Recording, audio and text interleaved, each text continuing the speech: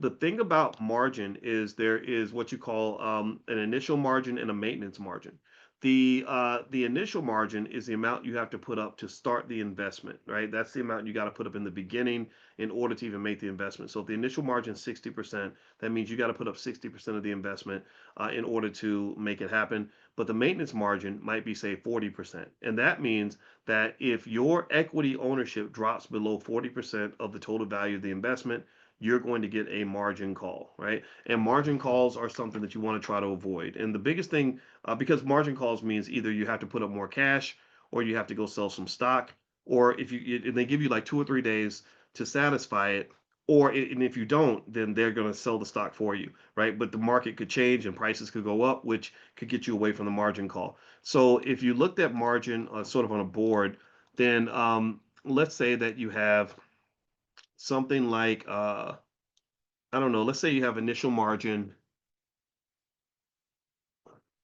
of 50% on a stock you want to buy, right? Which means you got to put up half the money in the very beginning, right? So in order to make this investment, if the investment costs $10,000, you've got to come up with five. Okay.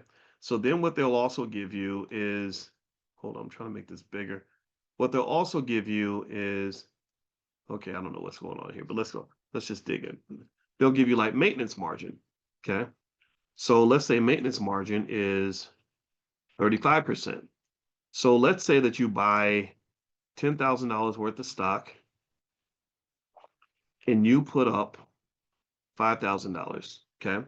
So you put in 5,000 and then Robinhood says, great, we'll loan you 5,000 at a fair interest rate, and you have to pay us back over time. You don't have to pay us back until you sell the stock, but in the meantime, you pay interest on the money that we loan you. It might be 6%, 7%, whatever the market dictates.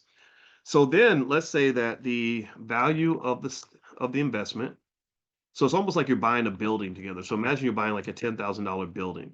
So imagine that the value of the total investment drops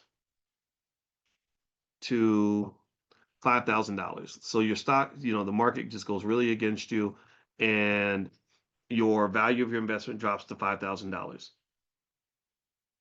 Robinhood doesn't lose anything. They lose nothing. They're still, you borrow 5,000 from them, they want 5,000 back. So this whole thing pretty much belongs to them for the most part. So at this point, your ownership stake has dropped to 0%. Because you own none of this. So 5,000 is a pretty drastic drop. You would probably get alerted before it hits 5,000, but I'm going to go all the way to the bottom. So what they would do is they would give you two choices. Choice A, deposit, let's see, deposit enough money to get back to 35% ownership of the asset. Or choice B, sell the stock to repay the loan. Okay.